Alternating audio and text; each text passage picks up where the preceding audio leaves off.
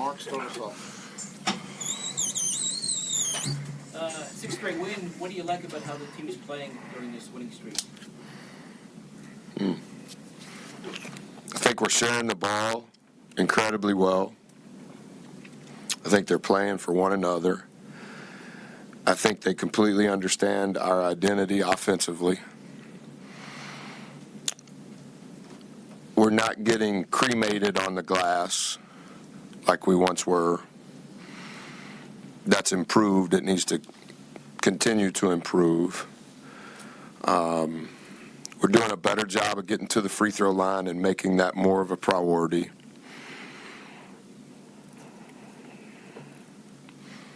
Those would be the main things. You had Steve and Renee on the court together for the first time tonight. Yep. How did that work out for you? I thought offensively it was okay. I don't know. I would have to watch the tape to have a more accurate answer defensively. We've been working on it a little bit to see if there could be a package for those guys on both ends of the floor, and I thought it was time that we tried it. I think it has to be something that we can count on, but we need more reps at it. When you recruited Ahmed Hill, he was one of the highest scorers ever in the state of Georgia. Yeah, he's really growing into that scoring role at this level now. The first time I went to Med's place, you can see a kid, this is probably more than you want to know. I adore Med. You can see a kid 7 times. So I flew to Augusta 7 times when he was a junior. I flew to Augusta 7 times when he was a senior. And I never watched a game and I never watched a practice. They're called contacts or evaluations. Evaluations means that you watch them, and contact means that you talk to them. And every single time, I'd make the same turn. His mom works at a daycare at a church in town. Obviously, he went to school, and I would just go visit with him. And his life story and the level of respect that I have for him and his mom is the ultimate.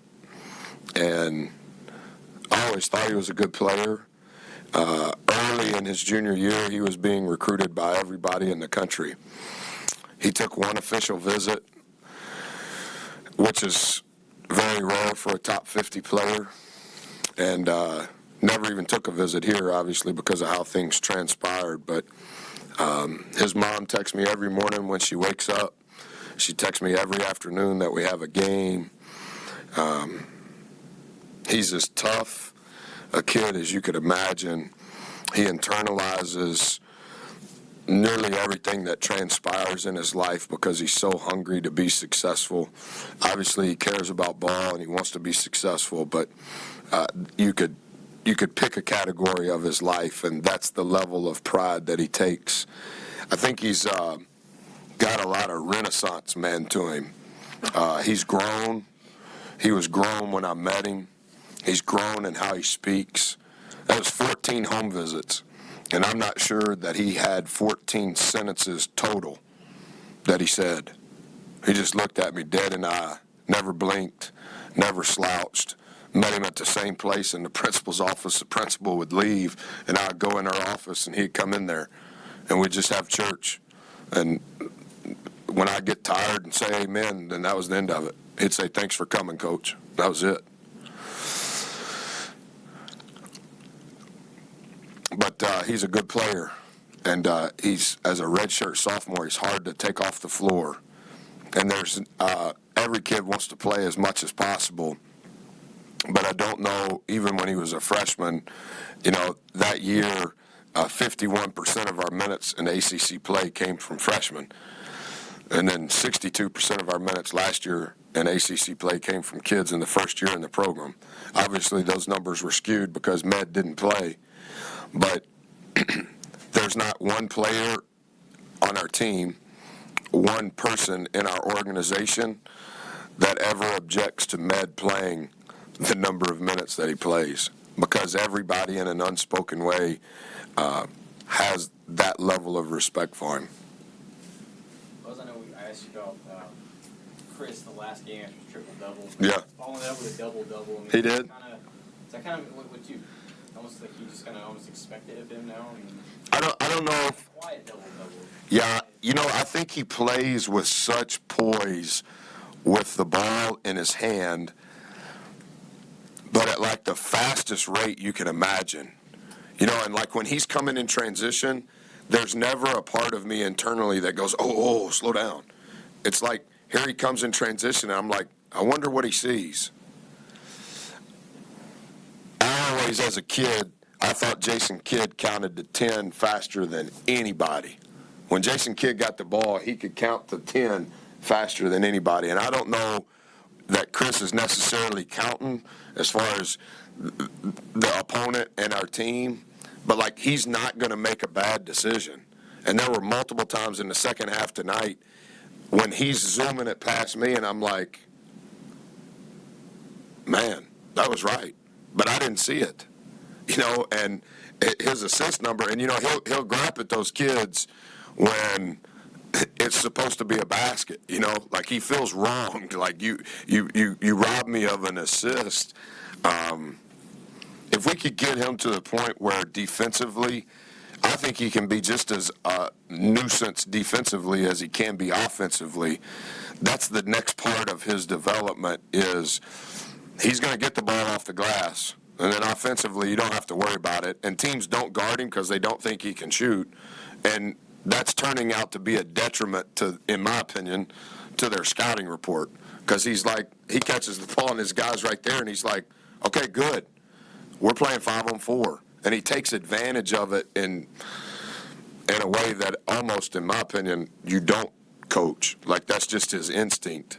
And we've got to get him where defensively he has that same presence. And when he wants to, he does.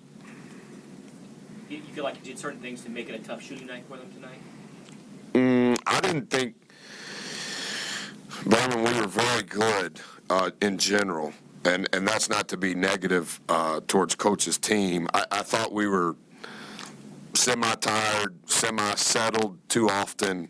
The spurts of energy, but not the sustainability as far as our energy. Maybe that's to be expected. Kids like to go home for Christmas. It's been a long semester. I think our staff is deserving of a break. I think our staff has been great relative to the reports and how much we're giving them. I think our kids have played to the scouting report as well as any team in non-conference that we've had here. But I didn't think we were great. I thought we were jumping around on all of their pump fakes. I thought we weren't as tight as we typically are, and I don't say any of that in a condescending way. I understand we won by 28 points, but again, it's not the opponent. It's the opponent is us. So what does that say? When you shoot a season worst at three-point percentage, I think it was the second worst field goal percentage. I think it was the worst assist-to-turnover ratio, too. And you're still running by 28. What does that say about how they've grown? I think it speaks to their growth. I was saying, Jimmy, in the post-game, I think our team identifies when we're not being us relatively quick. What I've got to help figure out is when they know we're not being us, they're literally saying the same things I say. It's like Pete and repeat. They're just saying the same thing I would say. But I've got to figure out how to help them get back to us quicker, because we're not going to be able to absorb, including the game on the 28th. They're very, very good. We're not going to be able to absorb these stretches. Like the last two games, how we've started have been abysmal. We've had three turnovers prior to the first media timeout in the last two games. And like I told them at the first media timeout, guys, maybe we need to change who we start, because it's like we keep up with the ATO scores. We're losing. We're losing that first ATO score, and we're not going forward going to be able to absorb that. But, yeah, have to be careful in how I answer that, because I don't want it to come across as if we're so much better than our opponent. But it sounds like I'm nitpicking, but I just think that if the opponent is us, then those are the things that we have to be aware of and mature through. Thank you, Coach. Merry Christmas to you guys. Thank you.